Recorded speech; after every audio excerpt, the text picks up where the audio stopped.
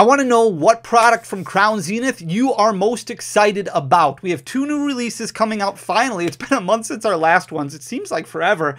2 new releases coming out this upcoming Friday, which is February 17th. We have these mini tins right here, and then we have the Pikachu VMAX Special Collection Boxes. We're going to talk about these in just a second. We're actually not going to open this. They were severely under allocated, so we're not going to open those. We're going to talk about it in just a minute, though. We are going to open up an entire case of the Pikachu VMAX Special Collection Boxes, and if we pull a gold card, if we pull that Giratina or that Arceus or that Dialga or that Palkia, we're going to give away an entire case. That is 6 boxes. We're going to give away an entire case to one of you. All you have to do is hit that subscribe button, leave a comment down below, and then hit the like button on the video. That's it. That's all you have to do. If you want to win a Cosmic Eclipse booster box, go back and watch the video from Friday. We're giving away one of those as well. I'm going to flip you guys around. We're going to talk about these mini tins, which are actually the best value, the best bang for your buck when it comes to Crown Zenith booster packs. So right now, booster packs for Crown Zenith selling above $6 a piece.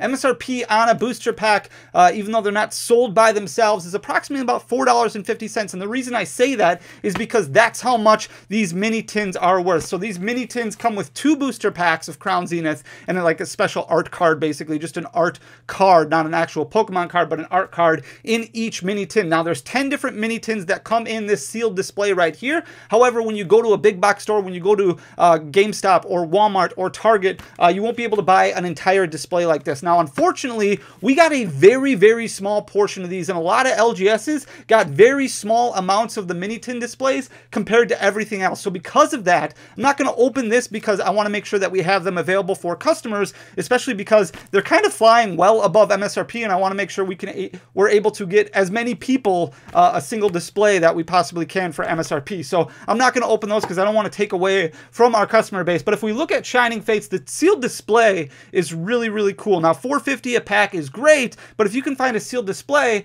historically they do extremely well. So we have the Shining Fates sealed display right here that we're kind of looking at, and you can see it's definitely trended downward over the past year. But if you remember the MSRP on these products running at about $90, a lot of Shining Fates, because of the amount of print runs that it has, overprinting and things like that, pretty much everything is selling for well below MSRP, except for the mini tin display, which is hovering right around $140 right now. That's about $50 above MSRP for the display. And the reason behind that is because the display is a lot harder to get, because you can't buy a sealed display from Target or Walmart. You have to buy them from maybe a local game store. Maybe you'll be able to find them on eBay or different places online. This is the Celebrations mini tins. You can see it's been relatively flat now for the past year. It did hit $130 in May at one point and then kind of came back down. So it's sitting at $112.33. Again, sitting about $30 above MSRP right now. This is the Crown Zenith Mini Tin display, and you can see what it's been doing over the past few months. Way above MSRP. These MSRP for these are $8.99. So you're looking at about $90 for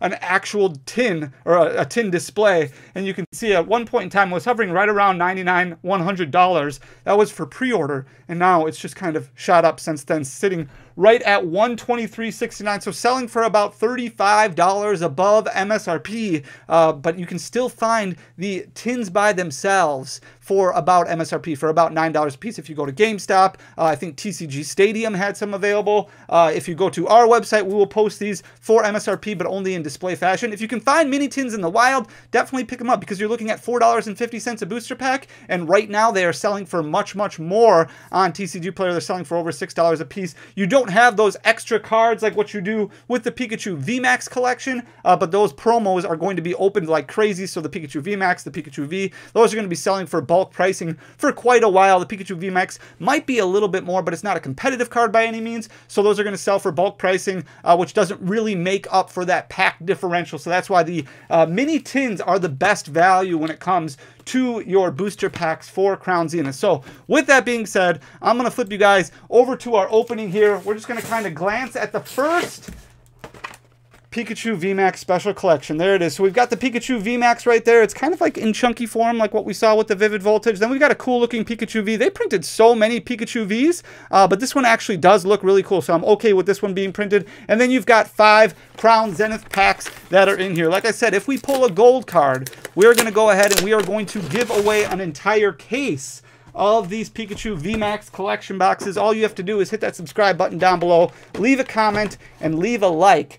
that is it. You are entered to win. We're going to reveal the winner in next Sunday's video. So come back next Sunday. Even if you don't want to watch the video, just pay attention to the first 30 seconds of the video and we'll give away an entire case. As long as we can pull a gold card, that's going to be the tough part. Here's the jumbo. This is just going to be a bulk jumbo. You can sell bulk jumbos for about 50 cents a piece, which isn't bad if you have a giant collection of them kind of all over the place. It's not a bad idea to kind of get rid of some of those extra jumbos, maybe keep one for your own personal collection. They had those binders that they included with the 25th anniversary celebration set, so that's a good way to hold your jumbos. Also, PSA does grade jumbos if you want to go that route. Kind of a cool little niche area right there as we start out with absolutely nothing. The good thing about Crown Zenith is that you do get much better pull rates than what we've seen in the past. Now, we've only calculated pull rates with ETBs. We have not calculated them with any other product yet. So it'll be interesting to see how things carry over as we get a Toxtricity Art Rare Galarian Gallery card. So there's the Toxtricity right there. Very cool. And then from the main series set of Crown Zenith, we have the Zeraora VMAX. So not bad for the second pack in. No gold card as of yet, but we still have plenty of packs to go, so kind of challenging ourselves. Maybe I should do, if I don't pull a gold card, I have to give away an entire case, because I wouldn't mind giving one away. That's okay with me. Deancey Galarian Gallery card, so that's pretty cool. Deancey, definitely a cool looking Pokemon, Galarian Gallery. It's in the first half of the Galarian Gallery, which has a little bit easier of pull rates than the second half of the Galarian Gallery. When you get to those V cards, VMAX cards, we're going to get another hit with a Duraludon V. So we got, what, 4 hits in our first special collection box. That's not bad. I actually ran out of penny sleeves, unfortunately. I'm not a huge fan of using the matte sleeves unless I'm playing competitive Pokemon, but we'll get through it together. It'll be okay. So now we're going to go into box number 2. And like I said, I'm just going to kind of open this up. We already took a look at all of the goodies that are in the extra ancillary products. I'm just going to kind of flash the code so that way you can see it if you want it. I know that the PTCGO client is going to be twilighted very, very soon. So if you do play online, PTCG Live is going to be the name of the game in the future, as we've got a Pokeball right out of the gates and a Magnezone. It's very different because you didn't used to see trainer cards as the first card in the pack. So it's like I'm not used to seeing that. But a Magnezone, another Galarian Gallery card. So out of 6 packs, we've already hit 5 hits, 5 ultra rares if you want to call them all ultra rares. As we move on to pack number 7, which is just an Oranguru. Nothing overly special with that one right there. We haven't pulled anything too large as of yet, just a bunch of the first half of the Galarian Gallery. Now we're starting to get back-to-back packs with nothing in them, so it looks like we might level out a little bit as far as pull rates go. Hopefully we can turn this around. Oh no, 3 in a row. This would not be the ideal box to open unless we get a gold card out of this one right here, which maybe it does look like maybe there's something. Yeah, there's just a Radiant Charger Bug. So that was not the most ideal box out of the case. All we got was a Magnezone and a Radiant Charger Bug. That's not the first one. The first box was much better. So hopefully box number 3 is going to be an absolute banger, because the first one was actually okay. I mean, 4 hits, not bad. But when you start factoring in the rarity of the hits, not ideal. And we've opened 10 packs, so basically the equivalency of an ETB, and we have not gotten any of that back half of the Galarian Gallery, and you're pretty much guaranteed one of those out of 10 packs when it comes to pull rates. So not perfect so far, but we'll see if we can turn our luck around in box number 3. So this will be the halfway point for the case as we start out shooting blanks. Nothing good there whatsoever. As we move on to pack number 2, and it looks like we're finally going to get, oh, it's just a Duraludon V, so we already had one of those. Oh boy, might want to save, just focus on those mini tins. I don't know if we can recommend these Pikachu VMAX Collection Boxes. You could probably buy, like I said, buy the promo in a couple weeks for fairly cheap as we get the Hollow Art Raihan, the signature Raihan. Those are pretty cool. I do like the fact that they started including those. If you remember, the first appearance of those was really with the Marnie milk cartons, which are pretty cool. But now having a bunch of them in Crown Zenith is actually kind of a neat little gimmick that they have that I'm kind of a big fan of. We've got a Zeraora V-Star, so our first bigger hitter of the day. Very cool looking card, Zeraora V-Star.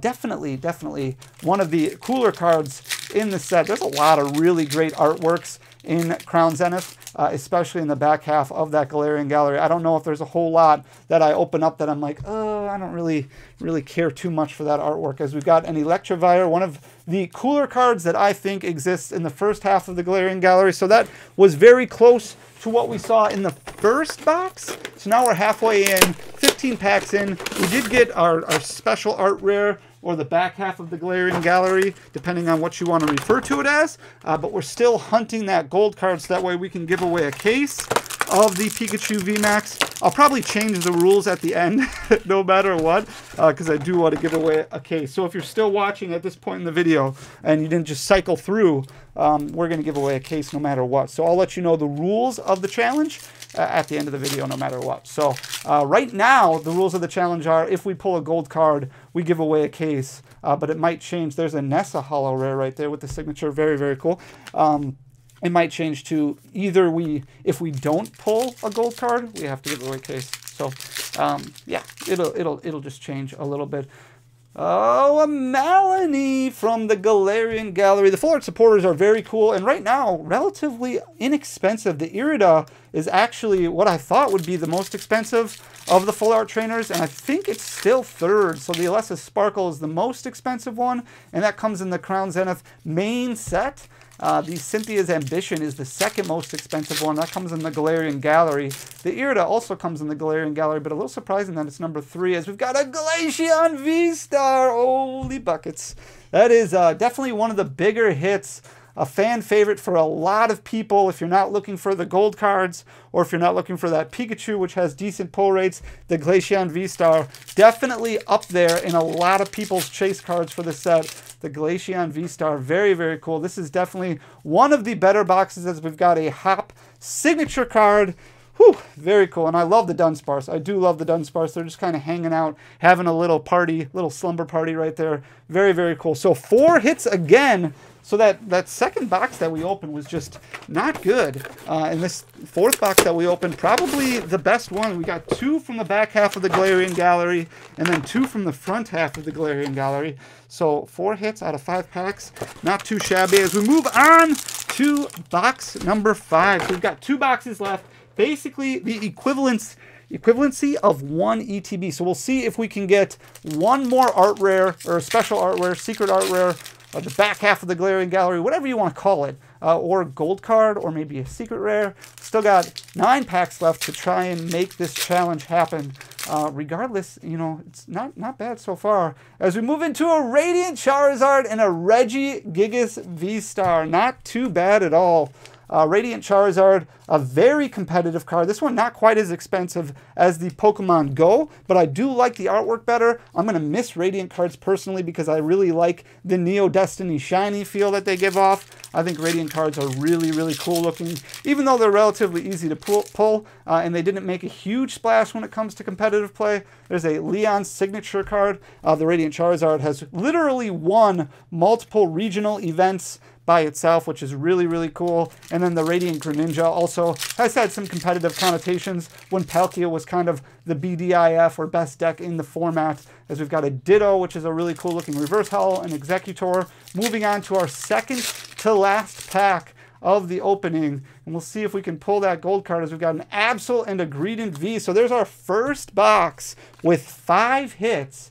Not too bad at all when you're only opening 5 packs. And I think that's one of the reasons a lot of people like Crown Zenith or Crown Zenith the most out of the Sword and Shield block. Evolving Skies is great as far as artwork goes, but before those trainer galleries were released, to only pull, I mean, the pull rates were just completely different, right? And I think that's what, when we recorded our video on Friday and kind of reading through the comments, it's a lot different when you look at pull rates now compared to where they were when sets like Chilling Reign came out, Fusion Strike came out, Evolving Skies came out, and those were fine sets. Especially Chilling Reign and Evolving Skies had just an absolute ton of alternate arts, really cool looking cards. But when you're only getting 7 hits per booster box compared to the 14, 15 that you get with trainer gallery sets, it's a huge, huge difference. As we've got a Snorlax and Zeraora. Even if the values aren't necessarily there, it just feels a lot more fun when you're opening up a few more hits, as we've got a Kyogre holo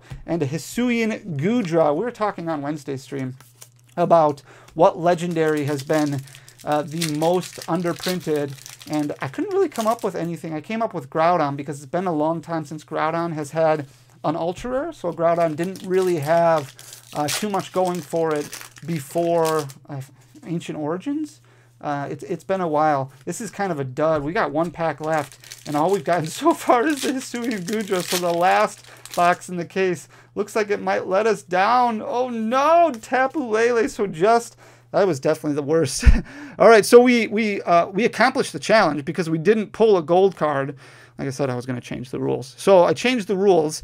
Since we didn't pull a gold card, we have to give away an entire case of the Pikachu VMAX Special Collection. So if you made it all the way through the video, make sure to comment down below, hit that subscribe button, leave a like. I will reveal the winner. We'll let the random comment picker do its thing, and I will flash up the winner next Sunday at the beginning of the video. Come back. We've got videos Tuesday, we've got a stream on Wednesday, and then Thursday and Friday. Friday, we're giving away that Cosmic Eclipse booster box. Go back to the video on Friday that I just posted going over Evolving Skies if you want to enter to win that, guys. Thank you so much for tuning in. I really appreciate you guys. Until next time, peace.